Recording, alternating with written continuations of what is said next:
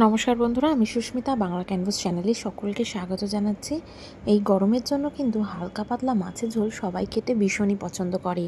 বেশিক্ষণ রান্নাঘরে যাতে সময় কাটাতে না হয়, তাই জন্য ঝটপট মানুষ কীভাবে তাড়াতাড়ি রান্না করে বেরিয়ে আসবে সেটাই ভাবে। বেশিরভাগ মহিলারাই ভাবতে থাকে কী রান্না করলে একটু তাড়াতাড়ি হবে, যাতে একটুখানি এই গরমে নিস্তার পাওয়া যায়। তো সবজি দিয়ে মাছের ঝোল কি রোজ খেতে কারোর ভালো লাগে? তাই আজকে আমি একটা এমন রেসিপি নিয়ে হাজির হয়েছি যেটা খেতে কিন্তু দারুণ লাগবে। তো চলুন দেখে নেওয়া যাক। এখানে আমি রুই মাছগুলোকে ভালো করে ধুয়ে পরিষ্কার করে নুন হলুদ মাখিয়ে নিয়েছি খুব ভালো করে। এবার কড়াইতে তেল দিয়ে একটা একটা করে মাছ কিন্তু আমি ভেজে নিচ্ছি। একটু হালকা কড়া করে মাছগুলোকে ভেজে নিতে হবে। আর এখানে আমি রুই মাছের পিস নিয়েছি। এই রান্নাটা আপনারা কাতলা মাছ দিয়েও করতে পারেন। যে কোনো বড় মাছ দিয়ে এই মাছের ঝোলটা কিন্তু খেতে দারুণ লাগে। আমার আগের মাছগুলো ভাজা হয়ে গেছে, আরও দুটো মাছ আমি ভাজতে দিয়ে দিয়েছি। আর এদিকে আমি একটা পেস্ট তৈরি করে নিচ্ছি, সেটা হচ্ছে পেঁয়াজ, আদা, টমেটো, 3-4টে কাঁচা লঙ্কা, অল্প জল দিয়ে ভালো করে একটা মিহি পেস্ট তৈরি করে নেব। আমার কিন্তু সব মাছগুলো ভাজা হয়ে গেছে, আমি প্লেটে তুলে নিয়েছি। মাছ ভাজার তেলে আমি ফোড়নে দিয়ে দিলাম একটা তেজপাতা, 2টো লবঙ্গ, এলাচ, দারচিনি। খুব ভালো করে আমি কিন্তু এটাকে ভেজে নিচ্ছি। 30 সেকেন্ড মতো ভাজা হয়ে গেছে। এবার দিয়ে দিলাম পেঁয়াজটাকে স্লাইস করে কেটে নিয়েছি। আর খুব ভালো করে আমি ভেজে নিচ্ছি পেঁয়াজটাকে।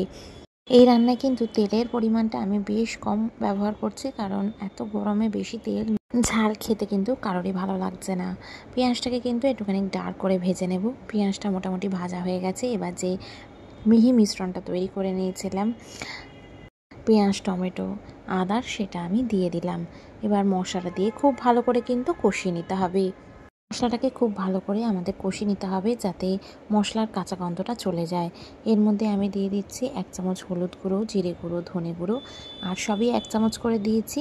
দিয়ে সামান্য জল দিয়ে ভালো করে আরও মশলাটাকে কষিয়ে নিচ্ছি, যাতে মশলা থেকে পুরোপুরিভাবে তেলটা রিলিজ করে যায় আর মশলার কাঁচা গন্ধ একদমই চলে যায়। এই সময় কিন্তু 1 চামচ মতো চিনি ব্যবহার করলাম, যাতে কালারটা খুব ভালো ভাইব্রেন্ট আসে। এইভাবে মশলাটাকে কষিয়ে নিতে হবে একটু সময় নিয়ে। আমি কিন্তু 3 থেকে 4 মিনিট ভালো করে কষিয়ে নিয়েছি। দেখুন কীরকম লালচে রং ধরে গেছে। এবারে আমি এর মধ্যে পরিমাণ মতো জল দিয়ে দিলাম।